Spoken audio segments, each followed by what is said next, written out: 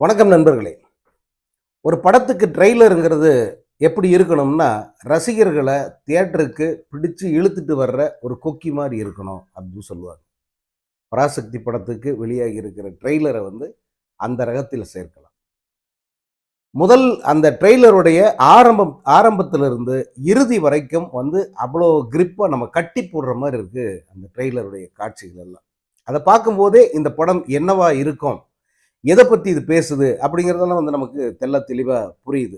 நான் பலமுறை சொன்ன மாதிரி வந்து 1964 இருந்து 67 வரைக்கும் நடந்த இந்தி மொழி திணிப்புக்கு எதிரான ஒரு போராட்டம். தமிழர்களுடைய போராட்டம். அத மையப்படுத்தி தான் வந்து இந்த படத்த உருவாக்கியிருக்காங்கன்றத இந்த ட்ரெய்லர் சொல்லுது. இது வந்து ஏதோ ஃபிளாஷ்பேக்ல வர்ற மாதிரி, அல்லது ஏதோ ஒரு குறிப்பிட்ட போர்ஷன் மட்டும் அப்படி இல்லாம, படம் முழுக்கவே வந்து இந்தி மொழி திணிப்புக்கு எதிரான போராட்டத்தை மையப்படுத்தி எடுக்கப்பட்ட ஒரு படம் அப்படிங்கிறது நமக்கு புரியுது.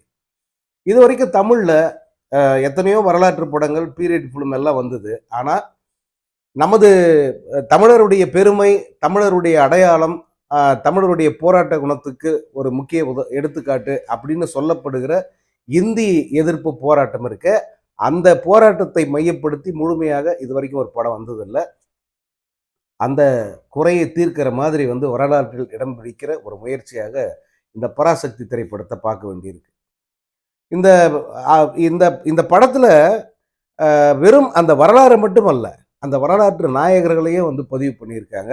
அத வந்து நம்ம இந்த ட்ரெய்லர்ல பார்க்க முடியுது. இந்த ட்ரெய்லர டீட்டெயிலா பார்க்கறதுக்கு முன்னாடி, இது இதனுடைய களம் என்ன அப்படிங்கிறதுக்கான வரலாறு ஒண்ணு இருக்குல்ல. அத ரொம்ப சுருக்கமா சொல்லிர்றேன். இது வந்து இந்தி மொழி திணிப்புக்கு எதிரான போராட்டம்ங்கிறது தமிழ்நாட்டுல 3 கட்டங்களா நடந்திருக்கு. அது 1930கள்ல ஒரு போராட்டம் நடந்திருக்கு. தந்தை பெரியார் முன்னெடுத்த போராட்டம் இது. அதன் பிறகு வந்து 1945ல் ஒரு போராட்டம் நடந்திருக்கு. அதன் பிறகு வந்து இந்த 63லிருந்து 67 வரைக்கும் நடந்த பெரும் போராட்டம். அதுதான் தமிழ்நாட்டு வரலாற்றிலேயே இந்திய அளவில் வேறு எந்த மாநிலத்திலும் நடக்காத ஒரு பெரும் மொழி எதிர்ப்பு போராட்டமா பார்க்கப்படுது. அது மொழி எதிர்ப்பு அல்ல, மொழி திணிப்புக்கு எதிரான போராட்டம். நாங்க இந்திய வந்து வேண்டான்னு சொல்லல. ஆனா இந்திய நீ கத்துக்கிட்டே ஆகணும்னு என்ன கட்டாயப்படுத்தாத. எனக்கு தோணுனா நான் கத்துக்கிறேன். எனக்கு வேணும்னா கத்துக்கிறேன். இதுதான் வந்து தமிழருடைய நிலைப்பாடு. பேரறிஞர் அண்ணாவினுடைய கொள்கை அது. உண்மையில இந்த மொழி போராட்டம், இந்த இந்தி திணிப்புக்கு எதிரான போராட்டம் இருக்க, இத முதல்ல ஆரம்பிச்சது யாருன்னா மாணவர்கள். கல்லூரிகளிலும் பல்கலைக்கழகங்களிலும் இருந்த மாணவர்கள் அத ஆரம்பிக்கிறாங்க. பேரறிஞர் அண்ணா தலைமையிலான திமுக வந்து அதை வழி நடத்துது. அத வந்து ஒரு கட்டுக்கோப்பான ஒரு போராட்டமா மாத்துனது யாருன்னா, பேரறிஞர் அண்ணா, கலைஞர் உள்ளிட்ட தலைவர்கள் தான். ஸோ அப்படி அந்த போராட்டத்த வந்து அவங்களால கையாளவே முடியல. ஒன்றிய அரசாலும் சரி, அல்லது காவல்துறையாலும் சரி. அப்படி ஒரு மிகப்பெரிய ஒரு உணர்ச்சி கொந்தளிப்பா வந்து அது மாறிடுச்சு. ஏன்னா, மொழிங்கிறது மிக மிக உணர்ச்சி மயமானது. அத தொட்டா யாரா இருந்தாலும் வந்து கோபம் வரும். அந்த இடத்துல வந்து ஒன்றிய அரசு பிடிவாதமாக இந்தியா முழுமைக்கும் அனைத்து மாநிலங்களிலும் இந்தி மட்டுமே அலுவல் மொழி அப்படின்னு அவங்க அறிவிக்கிறாங்க. இந்தி மட்டுமே அலுவல் மொழி. யோசிச்சு பாருங்க. தமிழ்நாடு, கேரளா, இன்னும் மற்ற மாநிலங்கள், தென் மாநிலங்கள் நிலைமையை யோசிச்சு பாருங்க. மற்ற மாநிலங்களை விட குறிப்பா தமிழ்நாடு இந்தி மட்டும்தான் அலுவல் மொழி அப்படின்னா, இப்பவே வந்து இந்த ஒன்றிய பாஜக அரசு கடந்த 11, 12 ஆண்டுகளாக எல்லா திட்டங்களுக்கும் சமஸ்கிருதத்துல பேர் வைக்கிறாங்க. அந்த பெயரையே அப்படியே இங்கிலீஷ்லயும் சொல்றாங்க. அதே பெயரைத்தான் வந்து தமிழ்லயும் சொல்றாங்க. இப்ப ஸ்வச் பாரத், தூய்மை இந்தியா தமிழ்ல. அது அத வந்து அவங்க சொல்லவே மாட்டேங்கிறாங்க. தமிழிலும் ஸ்வச் பாரத்ன்னு தான் எழுதுறான். இங்கிலீஷ்ல ஸ்வச் பாரத்ன்னு தான் எழுதுறான். இது வந்து எத்தகைய ஒரு அராஜகம் அப்படிங்கிறத நம்மளால புரிஞ்சுக்க முடியுது இல்லையா? வெறுமனே வந்து இப்போ இந்த திட்டங்களுக்கான பெயர்கள் இப்படி வரும்போதே நமக்கு இப்படி இருக்கு. நம்ம அன்றாடம் பேசிக்கிறோம்னா நம்ம இங்க ஒருவருக்கு உரையாடுகிற மொழி தமிழா இருக்கும். ஆனா ஒரு ஒன்றிய அரசுக்கு ஒரு கடிதம் எழுதணும், அல்லது ஒன்றிய அரசுகிட்ட இருந்து ஒரு அறிவிப்பு வருது. அது எதுவாக இருந்தாலும், அல்லது வங்கியில போய் நீங்க டிரான்சாக்ஷன் பண்றீங்க, தபால் அலுவலகத்துக்கு போறீங்க, இப்படி எங்க போனாலும் வெறும் இந்தி மட்டுமே, இந்தி பெயர்கள் மட்டுமே, இந்தி திட்டங்கள் மட்டுமே அப்படின்னு இருந்தா உங்களுக்கு என்ன புரியும்? அதைத்தான் வந்து நம்ம காலகாலமா ஏத்துக்கிட்டு இருக்கோம். அது அந்த 63லிருந்து 67 வரைக்கும் நடந்த அந்த மிகப்பெரிய போராட்டத்தினுடைய விளைவாக தான் இந்த நிலை நமக்கு வராமல் வந்து நம்ம காப்பாற்றப்பட்டோம். அது இன்னும் கூட தேவை அப்படிங்கிறத சொல்ற மாதிரி தான் வந்து ஒன்றிய அரசுடைய நடவடிக்கைகள்லாம் இருக்கு. ஸோ அந்த ஒரு பெரிய மொழி போராட்டத்தின் அடிப்படையில தான் வந்து இந்த படத்தை உருவாக்கியிருக்காங்க. அது வந்து சாதாரண வரலாறு இல்லைங்க. மிகப்பெரிய தியாகமும் மிகப்பெரிய உணர்வும் கலந்த ஒரு போராட்டம். கிட்டத்தட்ட 70 பேர் செத்துருக்காங்க. நம்ம தமிழ் மொழியை காக்க வேறு மொழி இங்கே ஆதிக்கம் செலுத்திவிடக் கூடாது அப்படிங்கிற உயரிய நோக்கத்துக்காக 70 பேர் இறந்திருக்காங்க. பல மாணவர்கள் அதில் அடக்கம். குறிப்பாக அண்ணாமலை பல்கலைக்கழக மாணவர்கள். இதெல்லாம் வந்து யாருமே வந்து படிக்காம அப்படி நம்ம பல விஷயங்கள பல அரசியல் பேசுகிறாங்க இன்னைக்கு இருக்கிறவங்க. நம்முடைய அரசியல் வரலாறு, மொழி போராட்ட வரலாறு இதெல்லாம் படிக்காம தான் வந்து இன்னைக்கு இருக்கிற பல தற்குறிகள் வந்து இங்க திராவிட இயக்கங்களை கடுமையா பேசுறாங்க, விமர்சனம் பண்றாங்க, அல்லது தலைவர்களை வந்து இழிவா பேசுறாங்க. அவர்களுக்கு இந்த தியாகங்கள் தெரியவில்லை. ஏன்னா அவங்க குறைந்தபட்சம் பேப்பர் கூட படிக்கிறது இல்லை, அன்றாட பத்திரிகைகள் கூட படிக்கிறது இல்லை. அவங்க எப்படி வரலாறு படிப்பாங்க? வாட்ஸ்அப்ல என்ன பொய் வந்தாலும் அந்த பொய்யை மட்டுமே நம்பிக்கிட்டு அரசியல் பேசுற ஒரு கூட்டம் வந்து அதிகரிச்சுக்கிட்டு இருக்கு. அவர்களுக்கு அந்த மாதிரி ஒரு சூழல் இருக்கிற இந்த நிலையில இப்படி ஒரு படம் வர்றத மிகப்பெரிய விஷயமா நான் பார்க்குறேன். உண்மையாவே வந்து சிவகார்த்திகேயனை எவ்வளோ வேணா பாராட்டலாம். இந்த மாதிரி ஒரு கதையை தேர்ந்தெடுத்தது. அதே போல இந்த மாதிரி ஒரு கதையை வந்து படமாக வந்து கொடுக்கணும் அப்படின்ற முடிவில் உறுதியா நின்ன அந்த படத்தோட தயாரிப்பாளர், இந்த படத்தோட இயக்குனர் அத்தனை பேருக்குமே நம்ம முதல்ல பாராட்டுகளை தெரிவிச்சிடலாம். இப்போ ட்ரெய்லர் எப்படி இருக்கு? ட்ரெய்லர் பார்த்த உடனே நான் விமர்சனம் பண்ணணும், அந்த ட்ரெய்லர் பத்தி பேசணும்னு எனக்கு தோணல. நான் திரும்ப திரும்ப அந்த ட்ரெய்லர் பார்க்குறேன். ஒரு 10 முறையாவது அந்த ட்ரெய்லர் பார்க்குறேன். நிஜமாவே சொல்றேன். ஒரு 10 முறையாவது அந்த ட்ரெய்லர் பார்க்குறப்ப எனக்கு ஒவ்வொரு முறை பார்க்கும்போதும் ஒவ்வொரு ஃப்ரேம்ல வர்ற நம்முடைய அந்த வரலாறு, நம்முடைய அந்த போராட்ட வரலாறு இருக்கு, அதை பார்க்கும்போதெல்லாம் வந்து அவ்வளோ உணர்ச்சி வசப்படுறேன். அதில் குறிப்பா பேரறிஞர் அண்ணா, அந்த அண்ணாவாக சேத்தன் நடிச்சிருக்காருன்னு நினைக்கிறேன். பேரறிஞர் அண்ணா அப்படின்னு நம்ம உணரும் போதே வந்து உடம்புலாம் அப்படி புல்லரிக்குது. எப்பேற்பட்ட ஒரு உன்னதமான தலைவன் நமக்கு வந்து இருந்திருக்காரு, நம்மளை வழி நடத்தி இருக்காரு, நமக்கு தலைவனா இருந்திருக்காரு அப்படி நினைக்கும் போதே வந்து உண்மையில ரொம்ப உணர்ச்சி கொந்தளிப்பா இருக்கு. இதுல அண்ணா பேசுற ஒரு வசனம், அதாவது சேத்தன் பேசுவாரு, இந்த அந்த பில்டிங் ஏதோ ஒன்று எரிச்சிருப்பாங்க, போராட்டம்லாம் நடக்கும், கலவரம் நடக்கும், இதுக்கெல்லாம் பின்னணியில் நீங்க இருக்கீங்களா அப்படின்னு வட இந்தியாவிலேருந்து வந்து தலைவர் ஒருத்தர் கேட்குறாரு. அதற்கு பேரறிஞர் அண்ணா சொல்றாரு, no ji, I am not begin this அப்படின்னு சொல்லிட்டு, ஆனா இதை செஞ்ச யாரா இருந்தாலும் அவன் என் தம்பி அப்படின்னு சொல்லுவார். அதுதான் பேரறிஞர் அண்ணாவுடைய நேர்மை, தைரியம், உறுதி.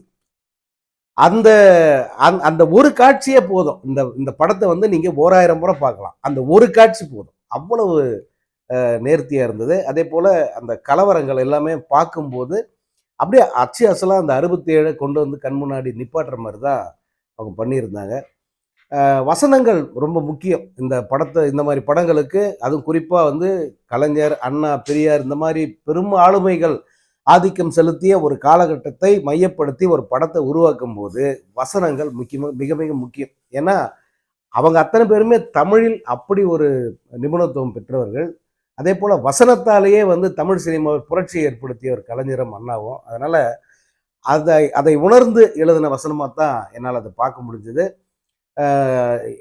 என் செந்தமிழை காக்க பெரும் சேனை ஒன்று இருக்கு அப்படின்னு சொல்லி அந்த ட்ரெய்லர் முடிப்பார் சிவகார்த்திகேயன். அது வரைக்கும் வந்து அவர் இந்த போராட்டத்துக்கே எதிரி மாதிரி தான் அந்த காட்சிகள் இருக்கும்.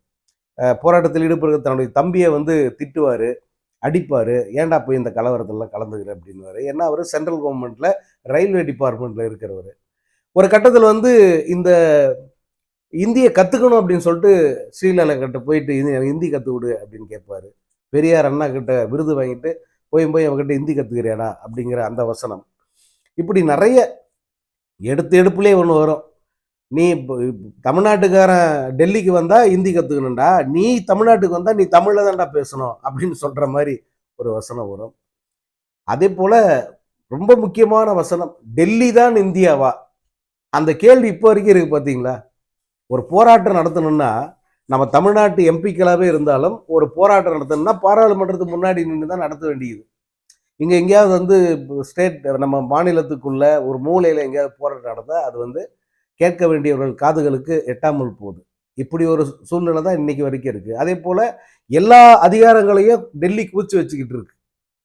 இன்னும் இருக்கிற கூடுதல் தமிழ்நாடு தமிழ்நாடு மாதிரியான மாநிலங்கள் கிட்ட இருக்கிற சின்ன சின்ன அதிகாரங்களை கூட நான் விட்டு வைக்க மாட்டேன், அதையே கபலீகரம் பண்ணுவேன் அப்படிங்கிற மனநிலையில் தான் இன்னைக்கு ஒன்றிய அரசு இருக்கு. ஸோ இந்த இந்த மாதிரி ஒரு சூழல்ல இப்படி ஒரு கேள்வி எழுவது வந்து ரொம்ப ஆரோக்கியமானதா படுது, ரொம்பவும் முக்கியமானதாகவும் படுது. இந்த கேள்விகள் இன்னும் எவ்வளவு காலத்துக்கு தொடரும் அப்படிங்கிற ஒரு கேள்வியும் எழுது. எப்போ இந்த அதிகாரங்களை பரவலாக்குவீங்க? எப்போ மாநிலங்கள் ஓரளவுக்காவது வந்து ஒரு திருப்தி அளிக்கிற ஒரு அதிகாரங்களோட வந்து அவங்க செயல்படுவாங்க? அப்படி நிறைய இருக்கு இல்லையா? இதை எல்லாத்தையுமே வந்து ஒரு ட்ரெய்லர் பேசுதுன்னா, அது எவ்வளோ பெரிய விஷயம். இது எல்லாத்தையும் ஒரு படம் பேச போகுது அப்படின்னும் போது, அதை பார்க்குற ஆர்வம் எப்படி இருக்கும்? எனக்கு உண்மையிலேயே அப்படி ஒரு ஆர்வம் இருக்கு. இந்த ட்ரெய்லரை பார்த்த தமிழ் உணர்வாளர்கள், தமிழ் அரசியல் புரிஞ்சவங்க, தமிழ்நாட்டு அரசியல் புரிஞ்சவங்க, திராவிட இயக்கங்களின் முக்கியத்துவத்தை உணர்ந்த அத்தனை பேருக்குமே வந்து இந்த ட்ரெய்லர் வந்து ரொம்ப ரொம்ப பிடிக்கும். அந்த படத்துக்காக ரொம்ப ஈகரா காத்துக்கிட்டு இருப்பாங்க. இதுல நீங்க இந்த படத்தோட போட்டிக்கு வர்ற இன்னொரு படம்னு அதை பத்தி பேசிக்கிட்டே இருக்காங்க. எனக்கு அப்படி பேசுறது வந்து தேவையில்லாதுன்னு தோணுது. எனக்கு இப்ப இந்த ட்ரெய்லர் பார்த்த பிறகு அந்த படத்தை பத்தி பேசுறதே தேவையில்லாது அப்படின்னு தோணுது. இந்த படத்தை நிச்சயமாக பொங்கலுக்கு முதல்ல இந்த படத்தை பாருங்க. இந்த படம் பார்த்த பிறகு நேரம், பணம், உங்களுக்கான அந்த உற்சாகம் இதெல்லாம் இருந்ததுன்னா வேற படங்களை போய் பாருங்க. இந்த ட்ரெய்லர் பார்த்த அந்த ரொம்ப திருப்தியில வந்து பல விஷயங்களை சொல்லாம விட்டுட்டேன். அதுல முக்கியமானது வந்து சிவகார்த்திகேயனுடைய நடிப்பு, அந்த தோற்றம், அதே போல வசனம் பேசுகிற விதம். எனக்கு தெரிஞ்சு இனி வருகிற இந்த காலங்கள்ல சிவகார்த்திகேயனுடைய ஆதிக்கம் தான் தமிழ் சினிமாவில் இருக்கும் அப்படிங்கிறத உறுதியா என்னால் சொல்ல முடியும். நான் அது ஒரு சார்பா சொல்ல. ஏன்னா அதற்கான எல்லா அறிகுறிகளும் தெரியுது. ரொம்ப ஹேண்ட்ஸமா இருக்காரு, ரொம்ப மேன்லியா இருக்காரு. அந்த உடல் மொழி இருக்கு பாருங்க, ரொம்ப பர்ஃபெக்டா இருக்கு. எந்த மாதிரி படம் வந்தாலும் நான் தாங்குவேன் அப்படிங்கிறத நிரூபிக்கிற மாதிரி இருக்கு. 25 படங்கள்ல அந்த ஸ்டேட்டஸ் அடையிறதெல்லாம் சாதாரண விஷயம் கிடையாதுங்க. இந்த படத்துல சிவகார்த்திகேயனை பார்க்குற அத்தனை பேருக்குமே அவரை பிடிச்சிடும். இது வரைக்கும் வந்து நான் சிவகார்த்திகேயன் படம் பார்க்கல, சிவகார்த்திகேயன் ஒரு நடிகரா, அந்த மாதிரி மனநிலையில் உள்ளவர்கள் கூட இந்த படத்தை பார்த்தாங்கன்னா சிவகார்த்திகேயனுடைய ரசிகனா மாறுறதுக்கு வாய்ப்பு இருக்கு. அதே போல ஜெயம் ரவி, ரவி மோகன் ரொம்ப அட்டகாசம் பண்ணியிருக்காரு. ஏன்னா இந்த மாதிரி அந்த சாக்லேட் பை இமேஜில் இருந்து இப்படி வில்லனா மாறுறாங்க பாருங்க, அவங்களுக்கு வந்து அந்த எலிவேஷன் இருக்க அது வந்து அபாரமா இருக்கும். நீங்க வேணா பாருங்க, அடுத்தடுத்து நம்ம ரவி மோகனுடைய படங்கள்ல அவருடைய அந்த பாத்திரங்கள் எல்லாமே வேற மாதிரி இருக்கும். இன்னொரு பரிமாணத்தை வந்து நம்மளால பார்க்க முடியும் ரவி மோகனது. இதுல வில்லனிசமத்துல கலக்கியிருக்காரு உண்மையாவே. நமக்கு ட்ரெய்லர் பார்க்கும் போதே இவன் எவ்வளவு கொடூரமான வில்லனா இருப்பான் அப்படிங்கறத புரிஞ்சுக்க முடியுது. அதே போல அதர்வா ரொம்ப துடிப்பா நடிச்சிருக்காரு. அந்த டெல்லி தான் இந்தியாவான்னு கேட்கிற அந்த காட்சியெல்லாம் ரொம்ப நல்லா இருக்கு, நல்லா கூஸ்பம்பா இருக்கு. பேரறிஞர் அண்ணாவா வருகிற சேத்தன், அவர் எவ்வளவு நேரம் இந்த படத்துல வராருன்னு தெரியல. ஆனால் அவருடைய ஜென்மம் சாபல்யம் அடைஞ்சது அப்படின்னு சொல்லிடலாம். இந்த படத்துல ரொம்ப ஹைலைட் எதுன்னா ஜிவி பிரகாஷோட இசை. நான் பெரிய ஜிவி பிரகாஷோட பெரிய விசிறியெல்லாம் கிடையாது, அவருடைய இசை பெருசாக விரும்பி கேட்டதெல்லாம் கிடையாது. ஆனால் அசுரன் படம் இசை வந்து நம்ம நிமிர்ந்து உட்கார வச்சிருச்சு. என்ன பையன் கலக்கியிருக்கானே அப்படின்னு சொல்ல வச்சது. அந்த பாடல்களும் சரி, பின்னணி இசையும் சரி. அதுக்கடுத்து இந்த படத்துலேயும் ரொம்ப சிறப்பு பாடல்கள்லாம் ரொம்ப நல்லா இருந்தது. அதே போல் இந்த ட்ரெய்லருக்கான இசையை பார்க்கும்போதே படத்துக்கு அவர் என்ன பண்ணியிருப்பாருங்கிறத புரிஞ்சிக்க முடியுது. வாழ்த்துக்கள் ஜிவி பிரகாஷ், இது உங்களுக்கு 100வது படம். நிச்சயமாக பெயர் சொல்லும் படமாக இருக்குங்கிறதுல சந்தேகம் இல்லை. அதே போல் இந்த படத்தினுடைய தயாரிப்பாளர் மற்றும் இயக்குனர் இருவரையுமே வந்து பாராட்டணும். இப்படி ஒரு கதைக்களத்தில் நடிக்க மாட்டேன்னு ஒரு முன்னணி நடிகன் சொல்லிட்டு போகிறான், இருந்தும் அந்த முயற்சியில் வந்து மனம் தளர்ந்து விடாமல் அதே கதையை உறுதியாக நின்று படமாக்கி இருக்கிற டைரக்டர் அண்ட் இந்த படத்தை வந்து துணிச்சலாக இந்த படத்தை வந்து எடுத்து நான் ரிலீஸ் பண்ணியே தீர்வன் நிற்கிற அந்த ப்ரொடியூசர் 2 பேருமே வந்து பாராட்டணும். இந்த படம் வந்து இந்த ட்ரெய்லர் தருகிற உணர்வை அந்த படமும் கொடுத்துருச்சுன்னு வச்சுக்கோங்க. தமிழ் சினிமா உலகத்தில் இந்த படம் ஒரு மைல்கல்ல நிற்கும்.